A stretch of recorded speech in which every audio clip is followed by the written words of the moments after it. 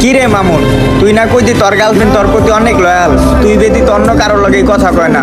তোর গার্লফ্রেন্ডে দেখলাম কালকে রাসেলের লগে ভিডিও কলে ঘন্টার পর ঘন্টা বইয়া কথা কইতাছে। কি কস? হ, তুই দেখবি, এই দেখ কালকে আমার স্ক্রিন রেকর্ড করে মেসেঞ্জারে পাঠাইছে রাসেল, দেখ। কই দেই আয় হায়, সত্যিই তো রাসেলের লগে ভিডিও কলে কথা কইতাছে। দাঁড়া আমি দেখতাছি, এটা কোনো কথা? আমার গার্লফ্রেন্ড রাসেলের লগে কথা কইবো? দাঁড়া কল দিয়ে দেখতাছি।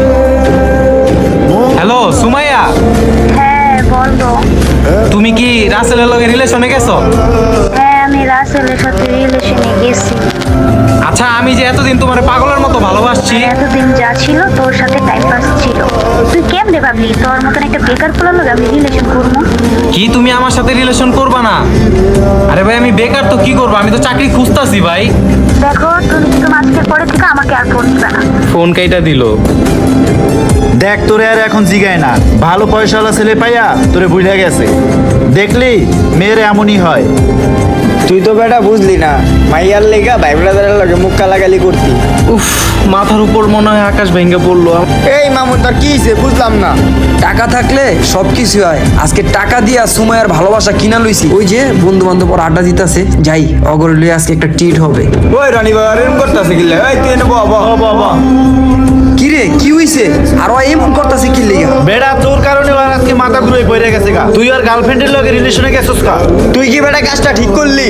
তুই জানতি না ওই সুমাইয়ারে কত ভালোবাসে, আর তুই ওর গার্লফ্রেন্ডের দিকে কেমনে হাত বাড়াইলি বন্ধু? এটা কাজটা তো ঠিক হয় না ওর সাথে এমন করা।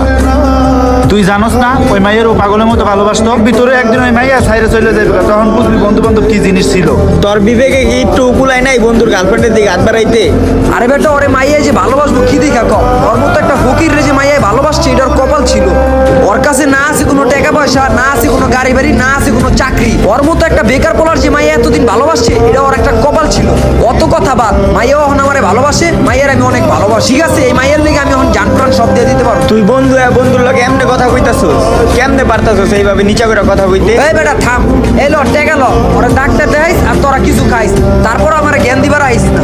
তুই বন্ধু টাকার গরম দেখা গেলি না, দেখিস এই মাইয়া তোরা ছেড়ে যাবো গা যেদিন তোর টাকা পয়সা শেষ হয়ে যাবো।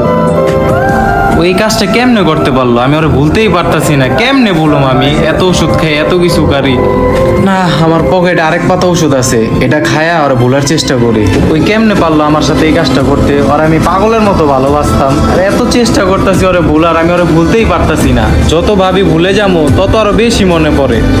না, আমার তো এই জীবন রাখতে মন চাইতেছে না। কি করুম কিছুই ভাল লাগতেছে না। কি রে মামুন, তুই বন্ধু কই থাকস না থাকস, তোর চেহারার এই অবস্থা কে? তোরে দিদেহি না।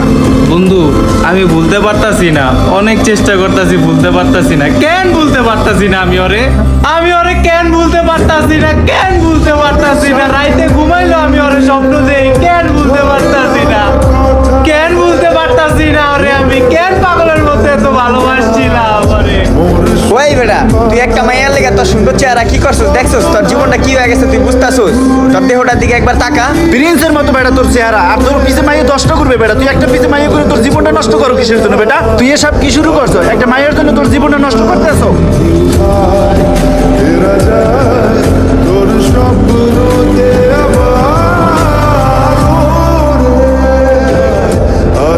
আজকে যদি সত্যিকারের ভালোবাসা বেঁচে থাকতো তাহলে বোধহয় রাস্তাঘাটে এত পাগল দেখা যেত না।